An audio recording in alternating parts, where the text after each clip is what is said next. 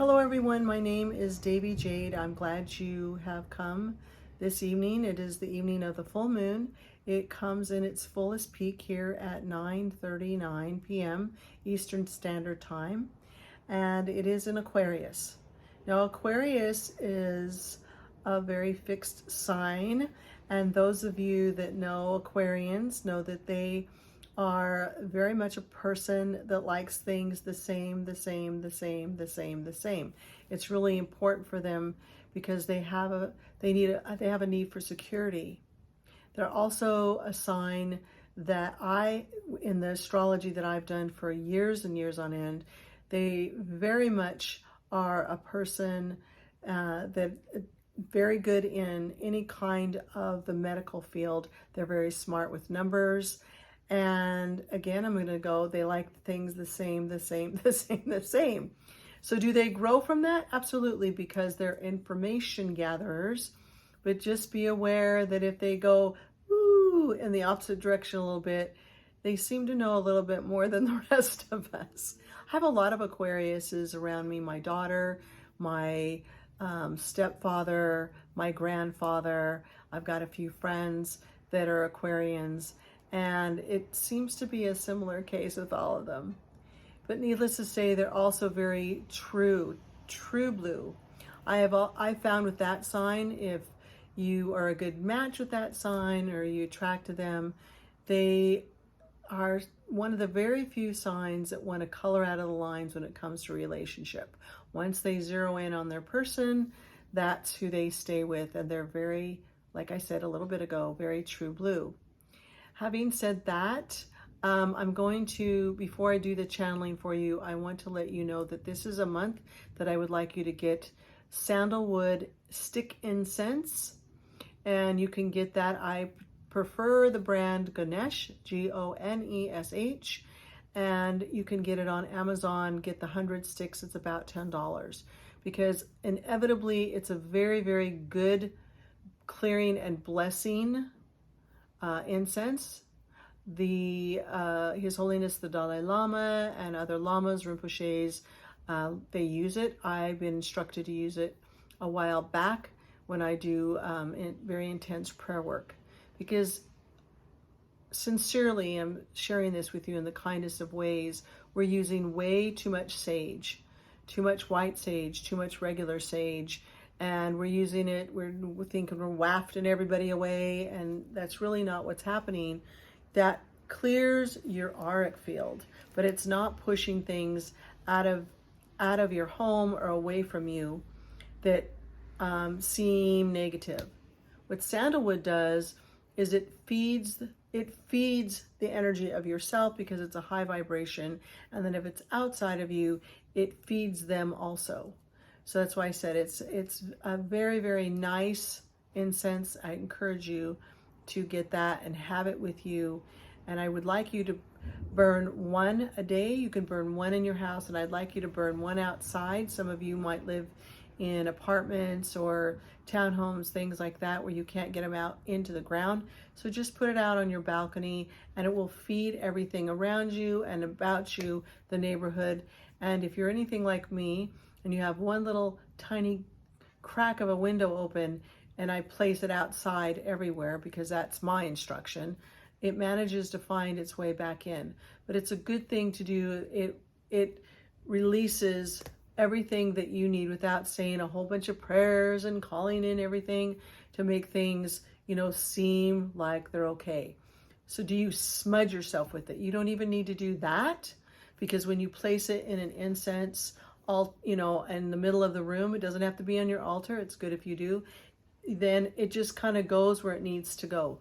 The smoke of any incense that's a high vibration will find its way where it needs to go, believe it or not. That's why I said it came from the outside to the inside. So they're just doing it for an extra layer of protection for me, which is very, very nice. But it's important that you do it for the whole, the rest of this month, because it's just cleaning and clearing before we go into the fall time. In this full moon, now comes the channeling. So in this full moon, what I'd like you to do is I'd like you to get some things from the outdoors, nature. Everything's going to start turning with the little thunderstorms that are happening here. That's a sign that probably if I go up to the mountains, I'm going to start seeing the colors start changing. It's a time where everything is starting to get a little bit quieter. The fire energy that we have about one packed, and I know everybody's scrambling around so they can, get to their last vacations and such, but it's starting to wind down. We've harvested in the beginning of August. There's still harvesting going on, and now we're going to put things in store. So if you want to, and get things around your house. So I would get something like, maybe I like to draw these. If I get roses and stuff, then I dry them and then I cut them so they're tiny and they can do really well for the altar. And I'd like you to get some of those. Okay, run out tonight? Not necessarily. I mean, I'm just telling you what I would do. There's little stones, okay, like little river stones, things like that. I happen to have these little balls. I got a lot of these little crystal balls. I have one of these. Okay, so you could do something like that. Just make it up, because when you put it all together, you'll find that you'll have a nice little tiny little altar of nature. Then you're going to want to get a votive, and the votive that I'd like you to get is red. Now I have always said to you, if you cannot get the color that I suggest, then please just get white. Well, now I've got all these chime candles. Then use a red chime candle and then a white chime candle. What do I want you to anoint it with, or what's called loading the candle with? I want you to just use this simple extra virgin olive oil. So I don't want to get everything too complicated, especially when we're at a last minute like this. I want you to go ahead and get that. What if I don't have any of it? Then I would like you to just sit very prayerfully, very quietly, okay? And I would like you to focus on your third eye, okay? Now, how do you do that? You close your eyes and you barely focus there. Okay, so I'm going to do this with my eyes open. And so if my eyes were closed, I would just look, there's just a bare movement that I'm making. And even at that, I came back and I can see my third eye, okay? So it's a tiny, tiny little move. It's not much. And then you just sit very quietly.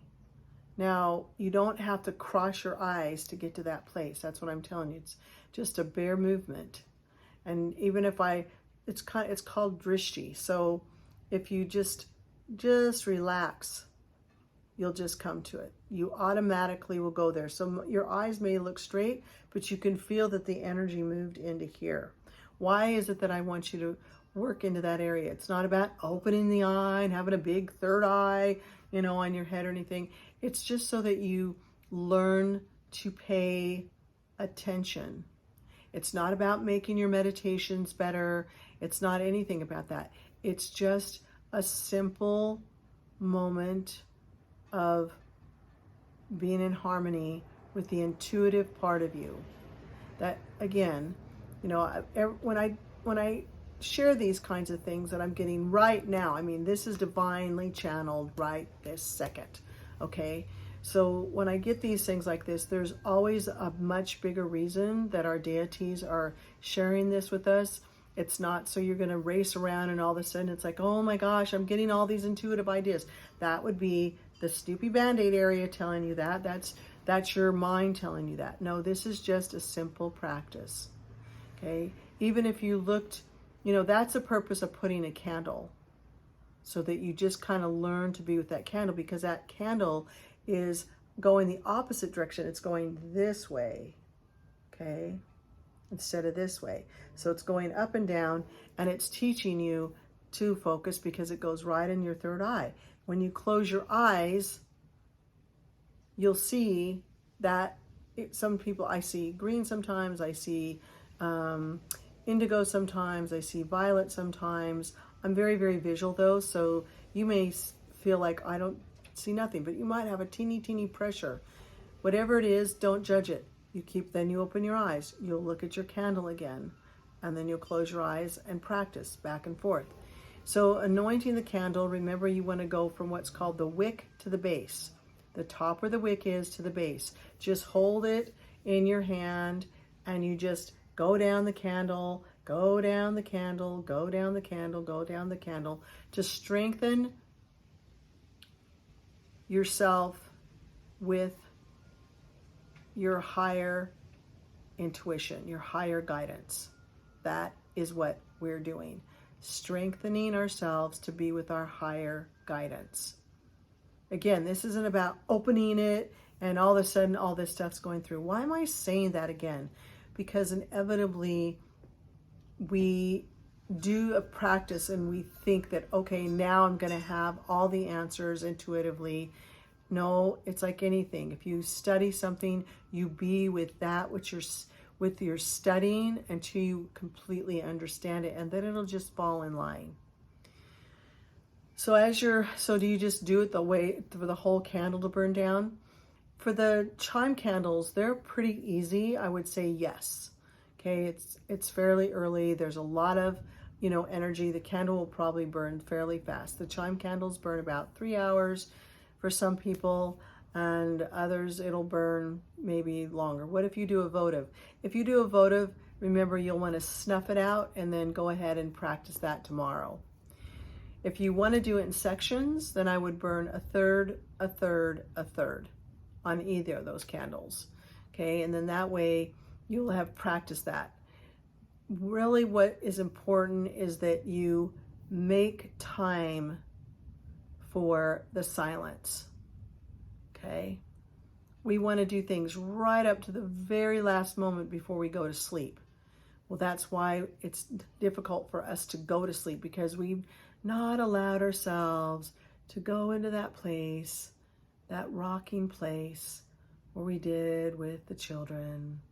Once upon a time, mothers all had rocking chairs and we just rocked the baby. And even when the baby finally was going to sleep, sometimes us as mothers would go to sleep, or you would just rock and rock and rock, because there was such a beautiful energy of ebb and flow, silence,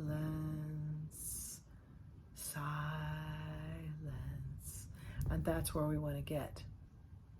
Okay? And that in and of itself is a meditation. I know we want to put on meditations, and I have all kinds of meditations for you that it will go in. And remember, when you listen to the channel meditations that I offer, it is not a requirement to make sure you listen to every detail. I actually don't encourage that. I say just listen to it, and everything you need will go inside of you, because that's what they are channeled for. Okay? So I want to wish you a very happy full moon. I guess I'll skip over here for a minute because I heard you need to talk about work. Okay, so as far as work goes with this full moon, even if it's a pinch after the time, I want you to go look at that full moon. Now, obviously, if it's raining, am I going to see the full moon directly? Probably not. Am I going to go out and stand under anyway? Yes, because like anything, if you're in the plane and you fly above the rain, there it all is for you. So that energy is there. The clouds are just protecting just a little bit, so this moon is there for you to ask very intently, very simply, this is what I want. Okay? Be clear. If you didn't say it, keep saying it till you know that it's so clear. This is what I want. This is what I want. And then ask your guardian angel to help you to make it happen. Ask Michael Archangel to be with you to make it happen. Ask the deity that you work with the most. Not work with, that you have friendship with, that you go to, that you honor. Go to them and ask them. Okay? Because they will create all kinds of doors and windows that will open for you, as long as you just are doing the ebb and flow. Just allowing yourself to go with the rhythm of the breath, because that's what we're doing right now. And there was a little strike of lightning there behind me. So anytime I have something like this, cracks of thunder, lightning that comes, it's a good sign for me that the thunder beings and everyone are in agreement with what is being taught at this time. Have a very wonderful evening and make your wishes. Is there any offerings for them? If you'd like to, you certainly can. It's always nice to put offerings out. But the offering I'm asking you to do is sandalwood. Well, what if I don't have anything but Nag Champa or this or that or lilac or sage, or should I do the sage? No, the answer is no. Just wait and get your sandalwood. The prayers are also a balm. Okay, they're also a cleansing. They're also a blessing. That's why they're so powerful. So have a beautiful evening, and I'll see you soon. Thank you so much. Take care.